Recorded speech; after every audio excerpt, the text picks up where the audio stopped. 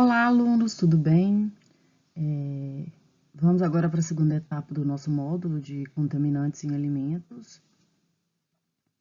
É a semana 2 de trabalho, então, que se inicia dia 3 de agosto e finaliza dia 9. E os objetivos principais dessa semana de aula, então, é falar um pouco sobre os principais micro-organismos envolvidos em surtos alimentares. Essa aula, na verdade, ela vai ser dividida em duas partes, duas apresentações, porque se for uma vai ficar muito longa, então eu resolvi dividir em duas partes, tá? Então agora, na primeira etapa, a gente vai falar sobre as definições do que vem ser, então, toxinfecções ou intoxicações alimentares e infecções alimentares, que são duas definições para que a gente entenda a diferença, né? Então, a toxinfecção alimentar ela é causada pela ingestão de alimentos que tenham as toxinas dos micro-organismos que já estão pré-formadas. E as infecções alimentares já são causadas pela ingestão de células viáveis de micro-organismos patogênicos. Vamos definir também aqui que é virulência, que é o caráter nocivo e patogênico do micro-organismo. Tá? Então, essas são as definições. Nesses primeiros slides, nós vamos falar sobre os micro-organismos sobre os principais micro-organismos que causam as toxinfecções alimentares. Antes também vamos falar que existe uma dose mínima infectante, a DMI, que é definida como um número de células microbianas capazes, então, de manifestação clínica da doença. É quando, às vezes, existe um surto e aí alguém, por exemplo, não consome a dose mínima numa festa, por exemplo, onde tem um alimento que foi contaminado, uma quantidade de pessoas passa mal e a outra não. Então, a gente pode inferir que isso pode ser pela quantidade de consumo também de células viáveis, né, de células microbianas viáveis, às vezes consome mais do que o outro, né. Então, nós vamos iniciar, como eu já falei, falando sobre as toxinfecções alimentares. E aí, no outro slide, na parte 2, nós vamos falar da infecção alimentar. E uma das características da toxinfecção alimentar é que as bactérias dessas toxinfecções são gram-positivas. Essas bactérias, lembra lá no primeiro módulo lá, falei para vocês como que se caracteriza essas células gram-positivas, né? E o primeiro que nós vamos falar é o Staphylococcus aureus, né? O Staphylococcus aureus, ou estáfilo, que a gente costuma chamar de estáfilo, ele tem as características, então, de cocos, gram-positivo, produz, então, essa enterotoxina, que eu já tinha falado para vocês, que ela é a característica, né, de ser uma toxinfecção, quando produz essa enterotoxina. É um micro-organismo mesófilo, né, que cresce a temperatura de 7 a 47,8 graus, e mais tem a temperatura ótima dele de 40 a 45. São halofílicos, né, eles têm essa afinidade ao sal, então a concentração de 10%, de 10 a 20% de sal, produzem toxinas. E em concentração superior, não produzem toxina. Superior a 5% de sal, não produzem. Então, eles crescem de 10 a 5 e entre 5 e 10 não tem essa produção de toxina. Outras características do estáfilo é que eles são aeróbios facultativos, mas só produzem a toxina em aerobiose, né? A aerobiose é quando a gente tem oxigênio.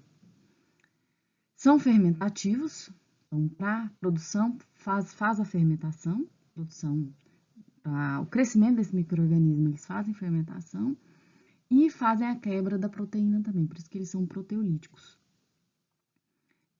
Mas não produzem aspecto desagradável no alimento. Eles também podem crescer em pH menor do que 5, em aerobiose, mas não crescem em pH menor que 5 em anaerobiose.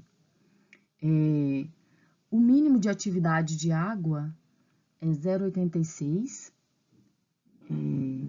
e são para que eles sejam capazes de crescer, mas eles não produzem toxinas com a atividade de água menor do que 0,9. Falando um pouco sobre as fontes de contaminação, que a gente pode citar, então, que eu falei já para vocês as fontes lá atrás na primeira aula, aqui a gente já coloca especificamente de cada micro-organismo, né?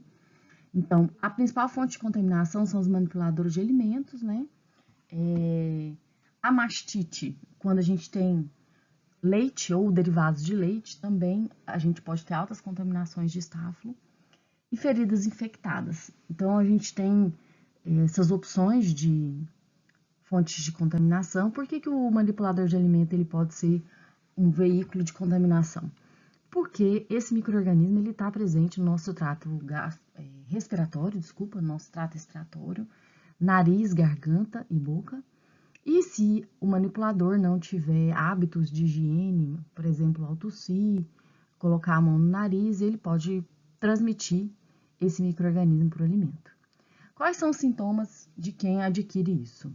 Vômito, diarreia, dores abdominais, sudorese, dor de cabeça, calafrios, queda da pressão arterial e, às vezes, tem febre. O período de aparecimento desses sintomas é após o consumo, 2 a 4 horas, às vezes, num caso extremo, após 30 minutos de consumo, a 8 horas. A resistência térmica desse micro-organismo é interessante que a gente saiba, principalmente porque como é que você vai poder tratar para eliminar, inserir no seu processo produtivo para eliminar a possibilidade desse micro-organismo existir, né? Então, você tem que conhecer, saber que, por exemplo, ele é uma célula termolábil, mas que produz toxina termoestável. Então, quando a toxina está sendo produzida, ela é termoestável. E resiste à fervura de 20 a 60 minutos. E a autoclavação pode reduzir a potencialidade da toxina. Então, é importante que nos processos produtivos a gente insira autoclavação, fervura, às vezes mais do que 60 minutos, né? Fala um pouco, então, dos fatores que favorecem a infecção estafilocócica. Para que o alimento esteja contaminado com a enterotoxina,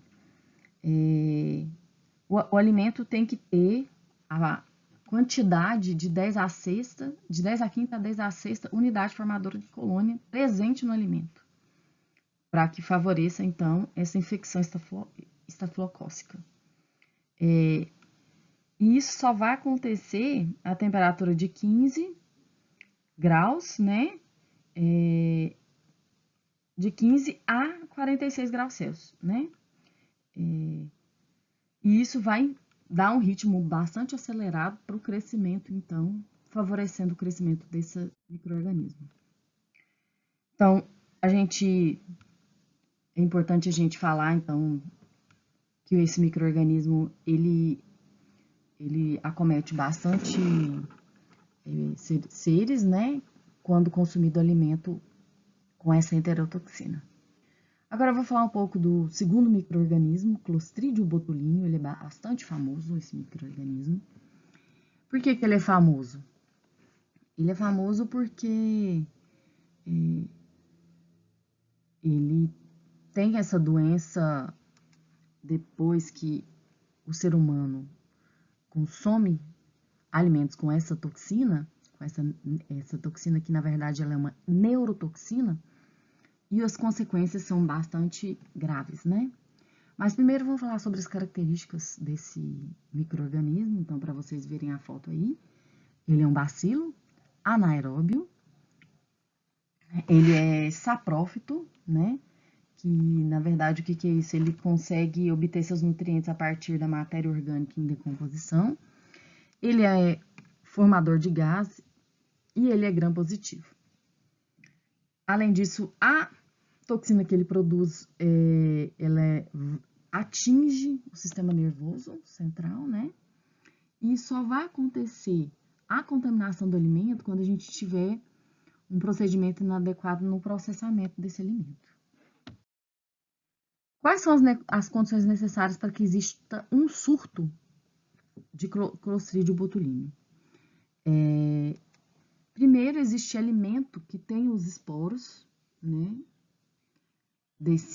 do Clostridium, por causa de um processamento inadequado, como eu falei anteriormente, no slide anterior, que não foi feito um processamento adequado desse alimento, né, principalmente as conservas, enlatados e conservas, né, são os alimentos que mais são acometidos por Clostridium. E também o alimento ele tem que estar em condições ambientais para que ocorra a germinação desses esporos, e, claro, que ocorra a ingestão do alimento contaminado sem aquecimento suficiente para inativar a toxina. Então, essas são as condições para que a gente fale do surto. Como que a gente vai evitar o botulismo, né? Clostridium botulinum, então, traz essa doença, o botulismo. Então, para que a gente evite, a gente tem que realizar os procedimentos adequados de sanitização dos alimentos, aplicar um tratamento térmico para esses alimentos com baixa acidez, com pH baixo de 4,5, rejeitar qualquer tipo de alimento quando você vai fazer a recepção de matérias-primas, observar se tem odores desagradáveis, ranço, estufamento de lata, e proceder ao aquecimento do alimento por 20 minutos a 100 graus Celsius, a gente consegue já evitar o botulismo. A característica para a destruição e inibição da toxina botulínica é que ela é termolábil, então ela é destruída a 80 graus por 30 minutos, mas a resistência térmica dos esporos é a 100 graus por 360 minutos ou 120 por 4 minutos, então tem que observar bem essas temperaturas. E a gente faz a inibição desse micro-organismo, aliás, da produção de toxina, quando eu já falei anteriormente, a gente trabalha com alimento com pH abaixo de 4,5. Além disso, a gente adiciona sal ou nitrito de sódio a uma concentração de 8% de sal no caso, né? Para que a gente não tenha mesmo a produção dessa toxina. E, além disso, alimentos com menos de 30% de água já inibem a produção dessa toxina. E quais são as características dessa doença, né? A neurotoxina, então, provoca fadiga, fraqueza muscular, problema de visão com queda das pálpebras e visão dupla, secura da boca, dificuldade de deglutição e controle da língua, a musculatura que controla a respiração, ela é progressivamente paralisada, podendo provocar, então, a morte em 3 a 5 dias por questão de parada respiratória. Então, o diagnóstico precoce é bastante interessante. Então, é isso. Igual já falei para vocês que normalmente isso é acometido por, né, esses alimentos que normalmente não tem esse pH abaixo de 4,5 e não segue nenhum processamento térmico para inativar as neurotoxinas, ou a toxina, na verdade, né? Faz com que a gente tenha, então, a presença do Clostridium botulinum. E agora, em sequência, já vou falar para vocês o outro micro-organismo, que é o Clostridium perfringens, que é um parente. Os dois são parentes, né? Os dois são clostrídeos, mas um é botulinum e o outro é o perfringens. Característica dele, então, ele é um bacilo gram positivo, anaeróbio, esporulado, como mostra na foto, e apresenta cápsula. Além de tudo, ele é móvel. Ele tem outras características, como a produção de gás, Tem a temperatura ótima de multiplicação de 40 a 45, igual o Clostridium botulinum, com limites de 15 a 51. E para esporulação, a temperatura ótima já é diferente, que é de 35 a 40, diferente do botulinum, né? Tem essa temperatura ótima de 35 a 40. E apresenta tempo de geração de 7 minutos a 41 graus e o pH ideal de 6 a 7. A atividade de água de 0,95 a 97 e para esporulação 0,98. Então, essas faixas a gente entendendo qual que é a faixa de crescimento, a gente trabalha processos produtivos para que a gente consiga eliminar durante os processos produtivos a possibilidade de ter Clostridium perfringens. Além disso, a concentração de sal acarreta a inibição do crescimento microbiano, a concentração de 7 a 8%. Quais são as características dessa doença? Então, essa doença ela é responsável por 2 tipos de toxinfecção, do tipo A e do tipo B. O tipo A causa toxinfecção clássica, né, que se caracteriza por dor, dores abdominais agudas, diarreia, náusea, febre e às vezes vômito. É raro, mas pode ser que tenha. Já o tipo C é uma enterite necrótica, com sintomas mais graves. Ela é rara, mas os sintomas são dores abdominais agudas intensas, diarreia sanguinolenta. Algumas vezes pode ter vômito, inflamação necrótica do intestino delgado. E essa versão essa cepa, né, desse micro-organismo, ela pode ser fatal, né? Quais são os mecanismos de patogenicidade, né? Então, é provocada por uma enterotoxina que aparece quando se forma esporos, né? E no intestino delgado, estimulado pela tripsina. Como que a gente faz o controle de tudo isso? A célula vegetativa é inativada a 60 graus e apresenta inibição de crescimento a temperatura inferior a 15 graus. Então, quando a gente trabalha nesses intervalos de temperatura, controla pH, controla a atividade de água, a gente consegue eliminar esse micro-organismo na presença dos alimentos, né? Agora eu vou falar do Bacillus cereus. Vai ser o nosso último micro-organismo que causa toxinfecção alimentar e também não foge muito das características, são bacilos gram-positivos, aeróbios, mesófilos, com flagelos peitríqueos, que eu falei para vocês lá atrás, que são uma das características, né, de algumas algumas bactérias. São produtores de esporos, multiplica-se bem de 19 a 48, mas com um ótimo de crescimento dele de 28 a 35, e apresenta uma atividade de água mínima para multiplicação de 0,95.